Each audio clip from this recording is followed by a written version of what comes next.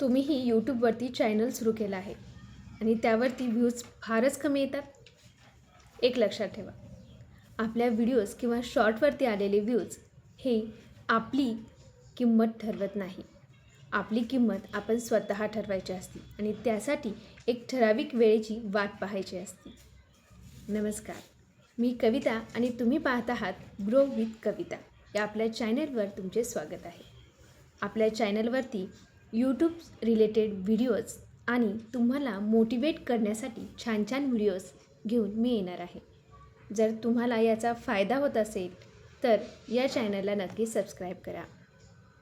तर आजचा आपला टॉपिक आहे, आपल्या चॅनलवरती नवीन असताना व्ह्यूज फार कमी येतात आणि आपण लगेच विचारात पडून मी कुठेतरी चुकते का, किंवा माझे विषय चांगले नाहीत का, माझा कंटेंट चांगला नाही का, इतरांपेक्षा मी कमी का, असे भरपूर विचार आपण करतो. तर याच ठिकाणी आपण चुकतो आणि आपली ग्रोथ थांबवतो. तर यामधून बाहेर कसं पडायचं? आपण जेव्हा व्हिडिओज यूट्यूबवरती अपलोड करतो तेव्हा आपल्या व्हिडिओजवरती व्ह्यूज कमी येणं साहजिक आहे, कारण यूट्यूब हे अल्गोरिदमवरती काम करतं. आता अल्गोरिदम कसं काम करतं ते सुरुवातीला आपले व्हिडिओज एका ठराविक ग्रुपपर्यंत पोहोचवतं. म्हणजे लगेच लाखो लोकांपर्यंत आपला व्हिडिओ गेला आणि त्यांनी पाहिला असं होत नाही. तो सुरुवातीला टेस्ट म्हणून एक ठराविक ग्रुप असतो, पब्लिकपर्यंत तो पोहोचवतो. आणि जर त्या लोकांनी, पब्लिकनी आपला व्हिडिओ संपूर्ण पाहिला, लाईक केला, कमेंट केला, त्याला शेअर केलं, तरच तो व्हिडिओ तो अजून दुसऱ्या लोकांपर्यंत पोहोचवतो.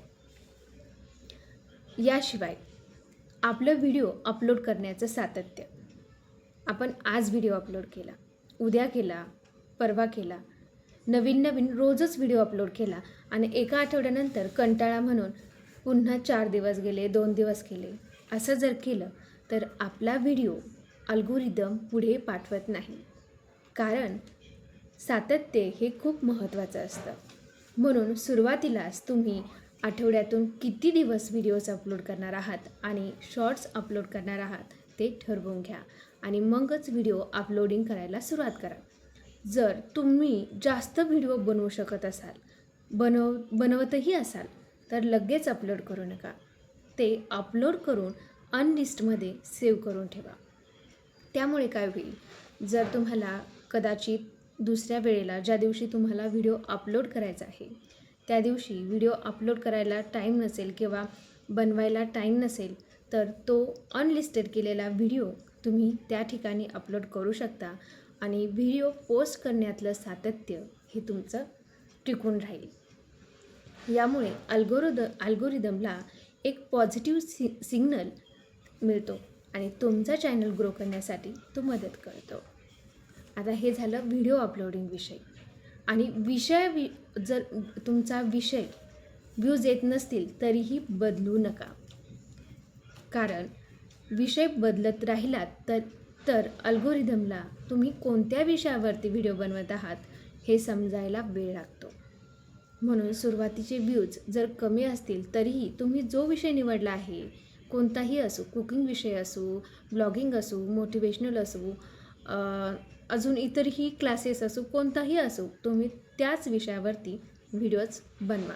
आता यात जास्त टिप्स म्हणून मी काय सांगते तुम्हाला, की यामध्ये जर तुम्हाला चेंजेस करायचाच असेल तर तुम्ही यूट्यूबवरती सर्च बारमध्ये जाऊन तुमच्या विषयाला अनुसरून असं सर्च करा की जेणेकरून खाली जे सजेशनमध्ये तुम्हाला दाखवेल ते ट्रेंडिंग, म्हणजे जे ते सर्चमध्ये चालू असतं, सर्च लिस्टमध्ये चालू असतं, त्या विषयासंदर्भात तुम्ही तुमच्याच विषयाला अनुसरून विषय निवडून त्या विषयांवरती व्हिडिओज बनवून अपलोड करू शकता. यामुळे काय होईल, लोक जेव्हा इतर विषय सर्च करतील तेव्हा तुमचा व्हिडिओ हा वरती येईल आणि लोक तो पाहतील. आता अजून एक गोष्ट म्हणजे तुमच्या व्हिडिओजला व्ह्यूज कमी येत असतील तर सगळ्यात महत्त्वाचा विषय म्हणजे थंबनेल. सुरुवातीला आपण काय करतो, थंबनेल बनवायचं आपल्याला पूर्ण नॉलेज नसतं, म्हणून आपण एकूण तिकून टेक्स्ट घेतो आणि ते बनवतो. आणि व्हिडिओ बनवायला खूप कष्ट करतो, पण अपलोडिंगच्या वेळेस आपण घाई करतो आणि तो कधी एकदा अपलोड करतो अशी आपल्याला घाई होती, तेच चुकतं.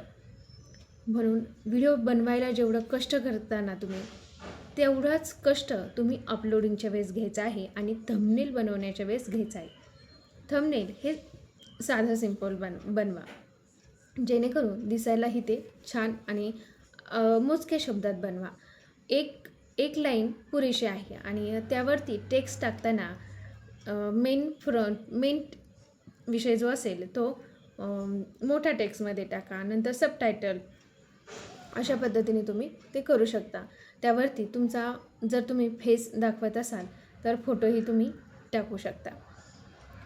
आता हे झालं थंबनेल विषयी. थंबनेल बनवताना तो जास्त कलरफुलही नको, की जेणेकरून लोकांना साधा वाटेल आणि त्याच्यात क्लिक लोक करतील. क्लिक केल्याने साहजिकच तुमच्या व्हिडिओजवरती व्ह्यूज वाढणार आहे.